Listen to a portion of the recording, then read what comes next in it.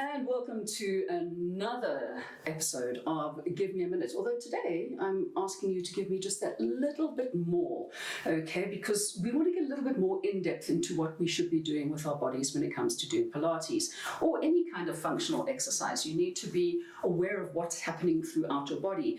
All too often, okay, we think about what's happening in this section here because we usually have like shoulder aches or hip aches, or we need to work on our core, or a little bit of the six-pack which is not there, those kind of things. We forget about the appendicular skeleton, okay, which is your arms and legs. Now you can really enhance your exercising by just stretching out your arms and legs, okay? If you put your hand like this and you just let it flop, nothing's happening. But the moment you do this and you engage all of your muscles into here, it engages into your core. And likewise when it comes to your legs, you want to stretch those legs out, engage all the muscles, and you'll feel it working into the core. So why only do half the exercise? Well, generally it's because people are down on the floor and then they forget about what they should be doing with the arms and legs, because, well, if you're standing, you're looking at your feet, yes, they are far away from you, they are the furthest thing away from your eyes or your body, so we don't really think about them, okay? We can think about our hands because they're here and we use them in front of us the whole time, but our poor little feet get really neglected, and especially if you're an older person who might have been working in a corporate environment and had to wear shoes, those lace-up shoes, especially men, and you never really walked around using your feet, or women in high-heeled shoes, okay, getting a bit short there in the Achilles tendon, and your feet just don't work the way that they should. Well, this is the ideal opportunity to make sure that you are right from toe to top. So I'm going to teach you a couple of things just to do to set you up to make sure that your path through life, because of course these are the things that take you all the way through life, every single day of your life, okay, are in tip-top condition. So we're going to start off, first of all, we stand in a aligned position. So your aligned position, of course, means your feet are under your knees are under your hips, which is usually about a fist distance between your toes.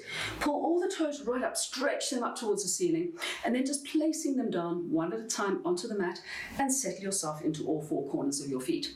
You don't want to pronate, bring your feet in and out like that at all. You want to get flat. You can imagine sometimes maybe it's a tripod with your heel at the back and the other two toes in the front. So settle yourself onto the tripod. Okay, so now we've got that. You don't want to lock your legs out either, so just lift the kneecaps up rather than locking legs backwards. Then we're going to do a little bit of toe work. So the first one is, and honestly I'm still working on this because my feet with my tendons are like a little bit a lot of the time. They're just not happy about working. Just pull your big toes up and then placing them down, then lifting all the little toes up into the air and placing them down, and then you want to keep your toes flat and then scrunch the top of your foot up towards the ceiling, okay, and stretch them out again and scrunch them up and then press them out. You've got to remember there's 26 bones in each foot and over 150 muscles and tendons and nerves, 20,000 nervous points, and they all need to be worked. And scrunching it right up again and spread your toes out. Now, you've done your toes, you want to get into the ankles. So pressing down into the ball of your foot, okay? Sometimes a little bit uncomfortable for those of you who might have been in high-heeled shoes. You put a lot of pressure on that ball of your foot. I don't know how many PSI, but it's a lot. So you just want to stretch into the ankle, get the toes working, mellowing out the foot, and then stretch through the front of the foot. So you just want to really focus on getting as much stretch into the front of the foot here, okay? And get all those muscles, all of those bones moving. That's the important thing, get them moving. And then to the other side, pressing down into the ball of the foot. And if you are on a mat, of course it always feels so much better. And using a roller, especially the ones that got little things on them, that will give you the best foot massage in the world, so don't skimp on it. Okay, and then just stretching through the front of the foot again. I know it looks like witch's claws and it gets worse as you get older, but it's really good for you. So stretching, feeling it in here, all those tendons working, and shaking your legs out. It's always a good thing to do, shake them out.